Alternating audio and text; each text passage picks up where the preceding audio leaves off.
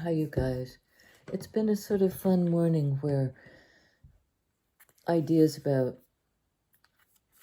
how to jump off into this reading, and ideas about the book, the deck that I'm using, and I'll just use it and then I'll talk about it at the end.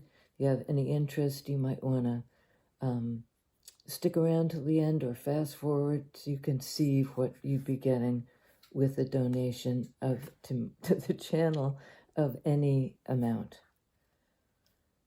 It's a good deal.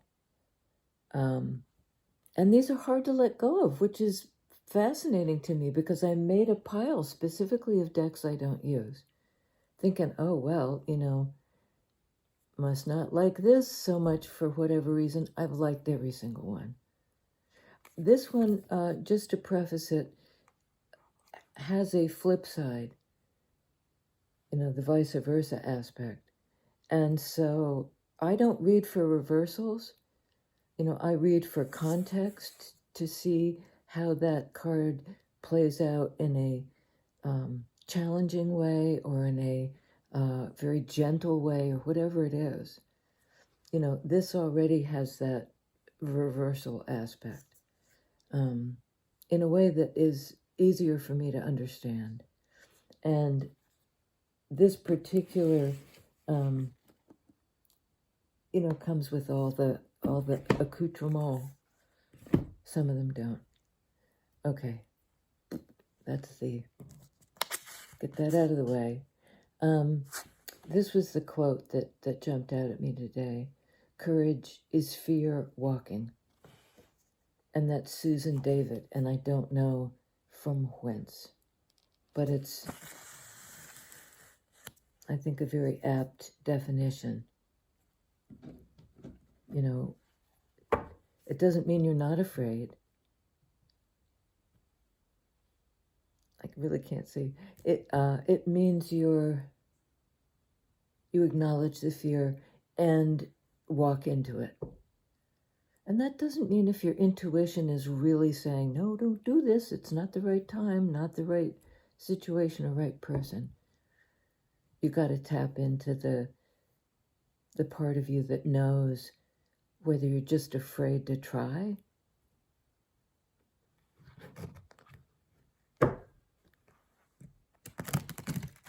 Sometimes that's not a reason not to try. The fear can sort of be reframed. I wanted to talk a little bit about, I don't know why this came up, but I guess it was the person the other day who in the comments said, what's been your spiritual evolution? And I think about that a lot because it's been unique. All of our, how we get here to this place, boy, that's a mess, is different for everybody. And I think that story, that origin story of however it came into your life, your first awareness of what you thought angels were, or magic in the world, fairies, fairy tales, whatever it is that kind of sparked that place in you. And I had it both ways. I had a kind of nature worship thing going on via my mom, and then a traditional religion phase, which was from about 4 to about 8 or 9. When I went to church, was a really little kid when my parents didn't. Anyways, so there's a lot back there. But from my mom, nature worshiper, I also got the idea of witches. She'd say I'm a witch. To me, to my friends, to the kid across the street, sometimes scaring because she, she had a little edgy aspect. And I had terrific witch dreams as a kid, partly because I watched The Wizard of Oz. I recommend that as sort of Halloween. You want want to see the dark and the light side of the witch. That's very much present in that story. And it scared the shit out of me. And evidently I was home with my siblings very young. And,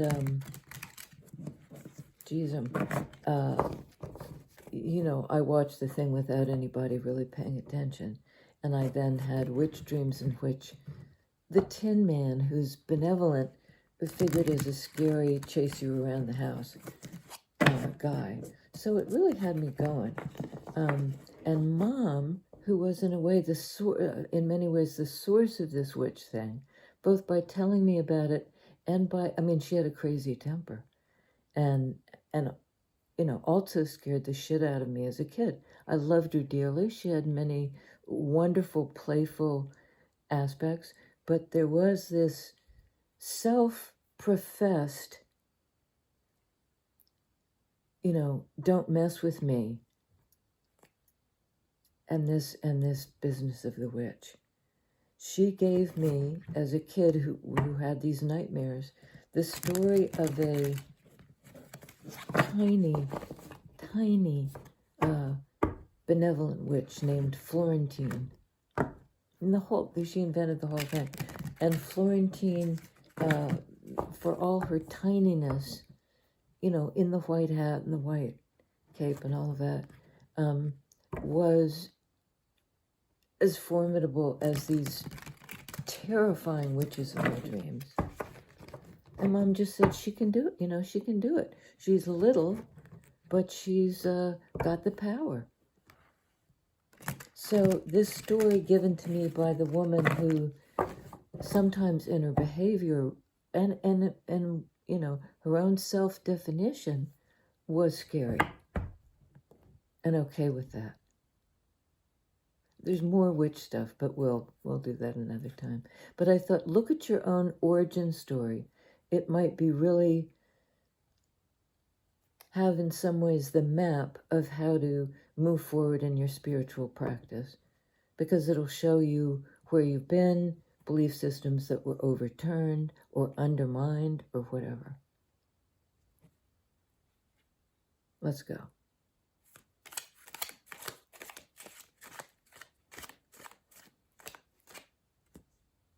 Okay. Wow. Okay. Interesting.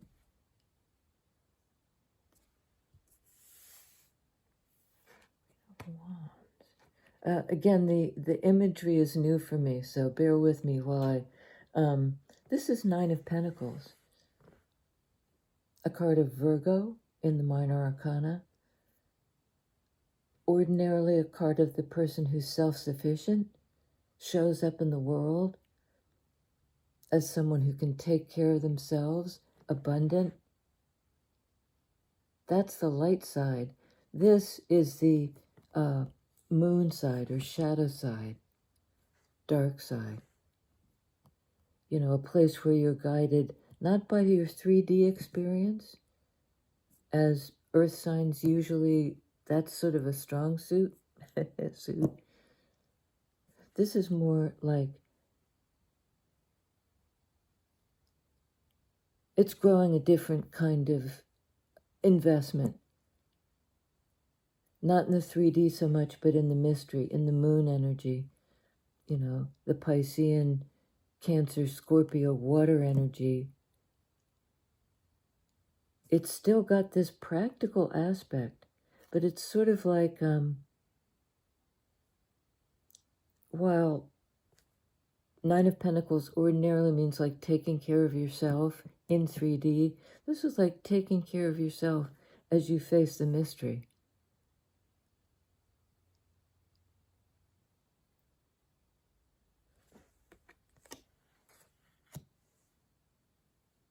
Not in 3D, maybe in preparation for something coming through, earth energy. So the other one was, I believe, Queen of Wands. There's the wand down there, so we know that's the suit we're working with. But rather than, the queen bearing the wand, direction, purpose, creativity, self-knowledge, I attract stuff, with this fresh energy, this intuitive energy. In fact, sort of moon energy. But there's this overgrowth here. Wands speak to growth, to the thing that, with attention, comes, forth into the world, a passionate, creative thing. This is like overgrown. Her throne is completely, it's kind of creepy. It looks to me like snakes. It's a root system that's just nuts. Sphinx in the background, the mystery again, facing the mystery. Sphinxes, are mysterious hybrids.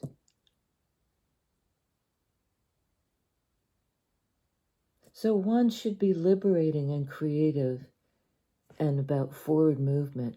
And this is somehow, she's sitting down, she's not moving, she's not fresh as wands usually are.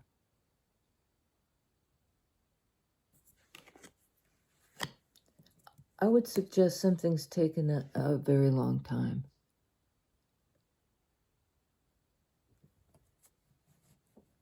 And there's something about the feminine energy of the Sphinx, because here there you can see the Sphinx's body, the breast. Oops. The breasts. That's wrong too. What the hell am I doing? See, it's very subtle. It's in the background. But it's definitely a female figure in stone. Immobile. Fixed.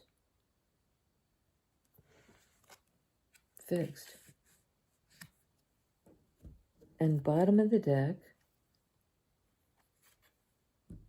Lovers. Card of Gemini. First major arcana on the board. The twins. The yin-yang. Yin-yang. Male, female. Dark, light. Green tree on fire. Earth. Passion. Like where you live or lived, this Eden place. And there's the wand that was in reverse here.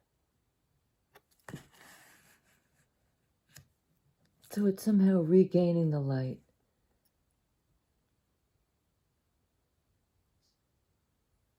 Gemini, a card of clarity, of choice.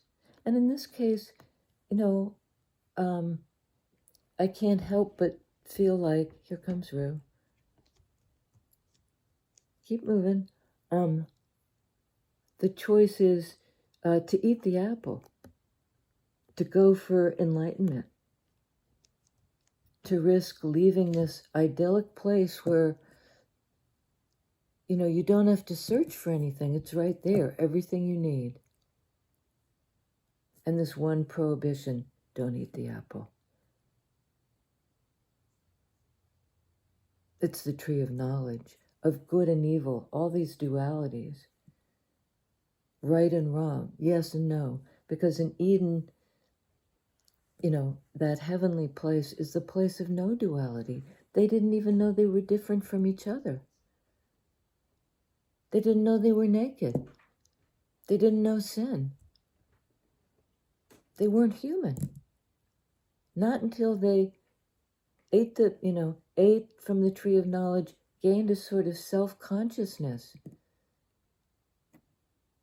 which could, in the fluent of time, in that span of a lifetime, become a knowledge of each other, what it means to be human, what it means to be in the world, the sacrifice of coming into the corporeal, where you can touch each other and, know, it comes at a price. That's self-consciousness. But it can be morphed into consciousness, waking up. And under this angelic presence, I think it's Arc Mike, blessing these guys on their way. Outside of Eden, not an easy place. But the honor and opportunity to take up being the human representation or the vessel of this divine energy, where you leave the garden but you really don't, because it's internalized. And this is a card of the psyche, but it speaks to entering the world, you see. And it's a world of trouble. It's a world of being separate from the Godhead. But it's a world where you can live. And it's interesting because I never noticed this before, but the masculine, it's yin yang, because this character has the white as the sort of dot, in that looks kind of like the Pisces card, this yin yang shape, where there's a dot in the dark one that is light, and there's a dot in the light one that is dark. These are masks, though.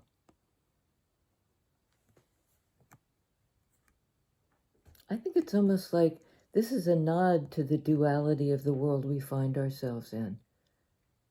But there's kind of a way to see how each incorporates a piece of the other. Duality necessitates another. We come out of Eden, we come out of the place of wholeness into separation. And maybe the whole twin flame journey, whatever that is, I don't have a good handle on it, because it's experiential. It's not like you can say, it's this coming together, this union. And the card on the bottom of the deck is Ace of Cups in the reverse. Ace of Cups is the opportunity for emotion, fresh emotion.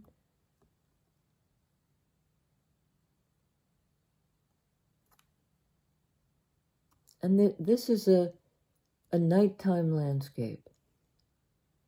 The upright is the day. This is the shadow side. And she's facing in the positive side toward the viewer. Here she's got her back turned. Her back turned. He, she, they. Back turned. And I think it's sort of like the need to disengage.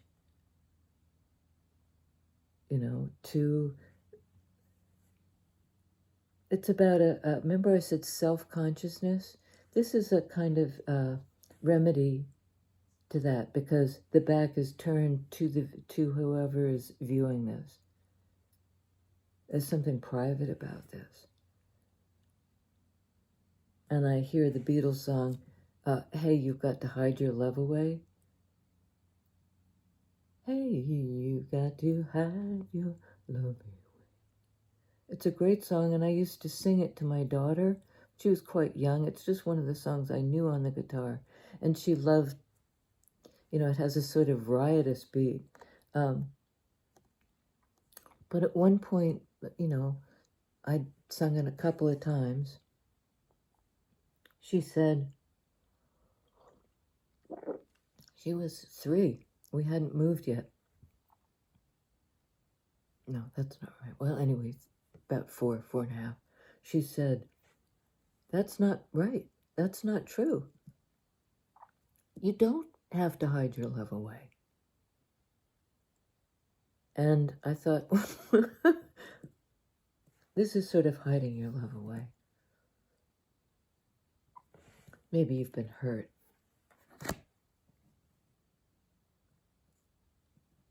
So you've turned your back in order not to feel self-conscious. But there's an opportunity to become fully conscious, to really wake up to who you are, whole in yourself, unified. And it may be that, again, this, when you turn around,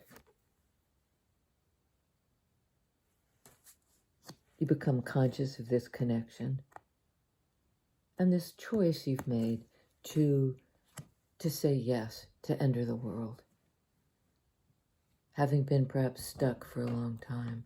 And I'm going to keep shuffling because I saw the Three of Wands, but let's see if it comes out again. So much of the way I read is intuitive. I started out, with fairly formal spreads where each card is assigned a meaning, and, the way you're shuffling is kind of dictated. Do it this way. And the longer I've done it, the more kind of free form I've gotten with it, and with good results. But it really is a challenge to trust your intuition. Do I look at the bottom? Do I accept this card? When do I stop shuffling? Now, and there's an outlier facing me this way. Sun.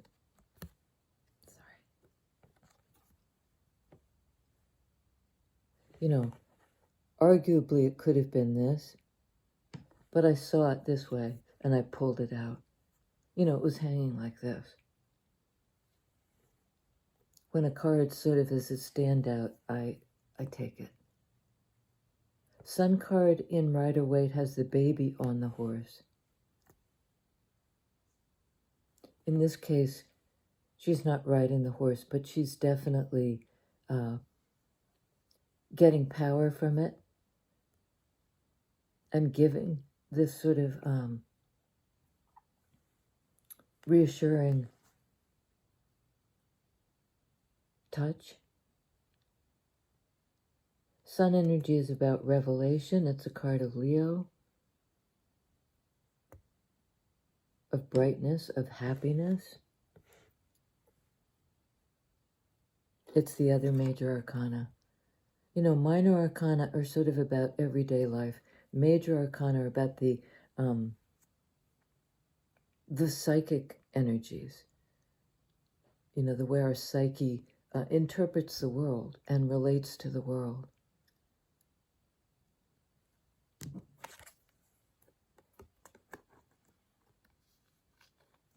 There's something about the new day, entering into an illuminated psychic realm. This one is not really illuminated. It's a nighttime scene. It's not yet fully conscious in 3D. But this is. Sun is a card of, the ego, how you show up in the world, the face you show the world.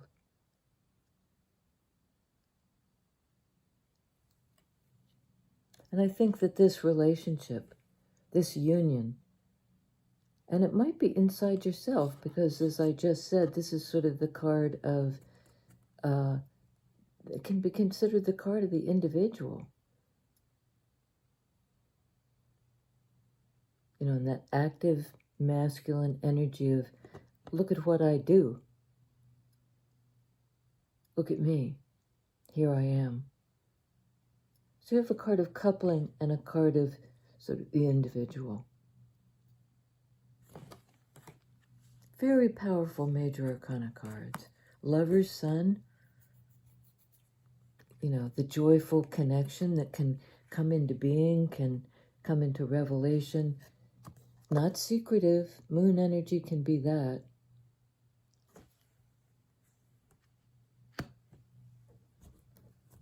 And here we have Knight of Swords in the upright, facing the future, on the move. This can be, a spoken message or any kind of communication that's clear. It's not murky.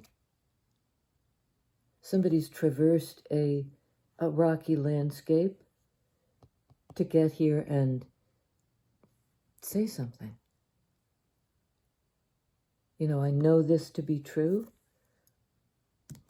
In sword energy, lovers. Gemini, could be an air sign. We have quite a lot of air in this.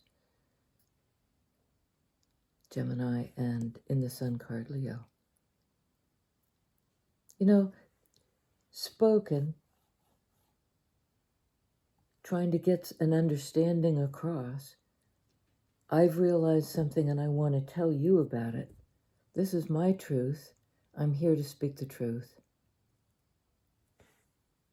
And it might be, let's make it real. This is our happiness. I know it. I believe it, sword energy.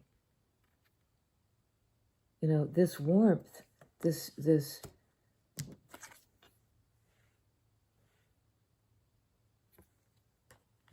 I know it.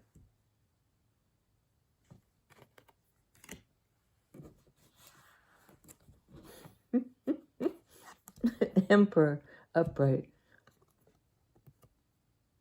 Card of divine masculine. The masculine energy of, I know what I want. I know where I'm going. I know what matters to me. What I've identified as the thing I want to go for. This is the guy who rules the realm. This is take charge energy. The realm. He's got it's the, interestingly, here's this sort of world, the realm, kind of. And this is a feminine, it's a scepter, but it's the sign for feminine. So Empress and Emperor represent kind of the completion, the full ascension, the best expression in the world of this energy of I can do it. Masculine, active principle, but in a way ruled by the knowledge of the feminine. Incorporating that. Empress and Emperor are balanced in themselves. That's how you attract the person of whose energy matches yours. Not just in like day-to-day stuff. We're a good match because you do this, I do that. This is like we're both whole on the deepest level. Divine masculine is here twice over.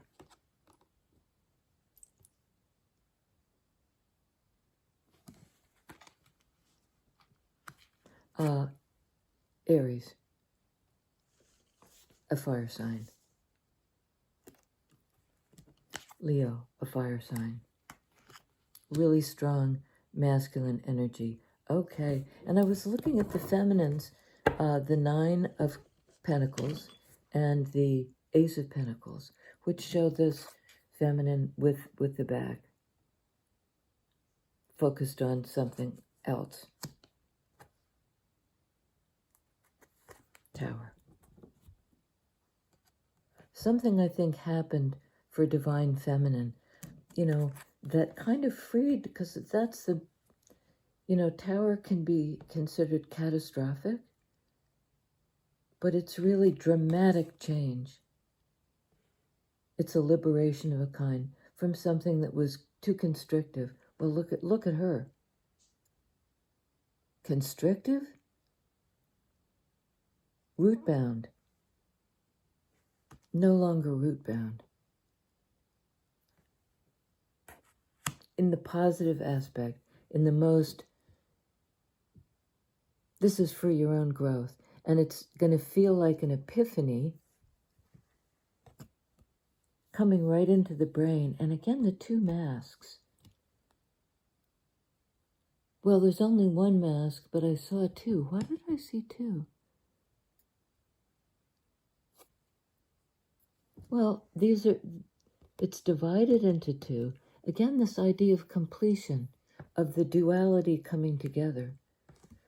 And this chariot image in Rider-Waite, the two Sphinx, the white and the black, these apparent opposites. In Chariot, Cancer card, in alignment for forward movement. Well, this is, if anything's been tying it up, if anything's calcified, that's like sapped somebody of passion and purpose and direction, this naturally intuitive feminine,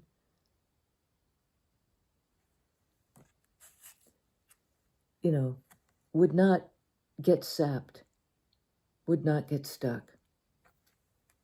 Well, if this fire sign was stuck, this fire sign was stuck, they're now evidently really becoming balanced with their masculine element. I'm on the move. I know what I want. Here I go. With great confidence. Something really dramatic happened that liberated this person from this stuck, calcified place. Like an epiphany. A reconciling of opposites. By dramatic change. Card of Scorpio is how I see it. And again, the light, the light, the light. A card of epiphany. You know, of the sudden illumination. Light bulb moment. The fire comes in. Things are revealed.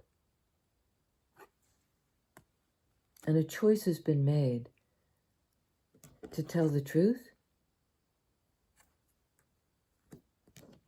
I think both of you, but maybe principally the divine masculine.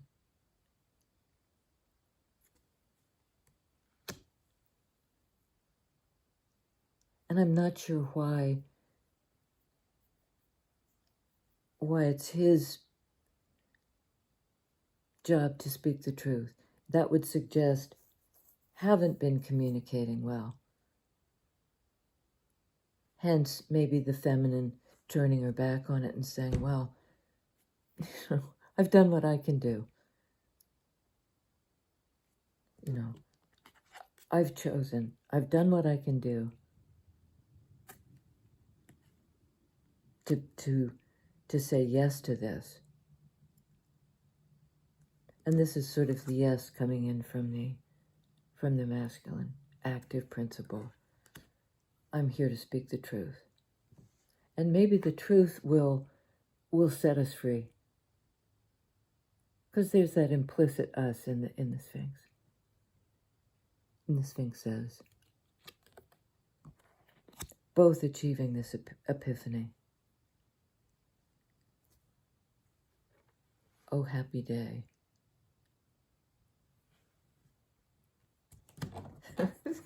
I think this came last time as the final card that I drew. This is the final card in Major Arcana. And again, a wonderful depiction. You know, she's not only going through the portal, she's swinging through the portal. and this posture with the one leg crossing the other is also the posture of hangman.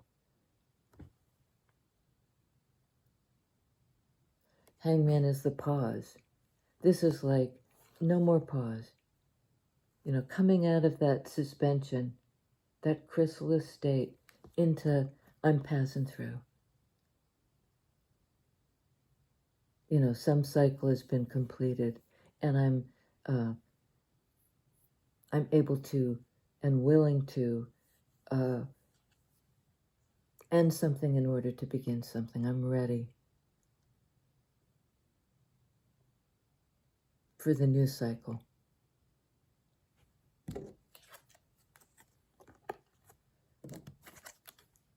Had an epiphany about what was over, how it needed to transform. And there's a choice made, choosing each other, perhaps, in this new cycle. It's too big now to hide. It's coming out into the light. This was the fourth major arcana, Emperor. Into the active principle, into the world.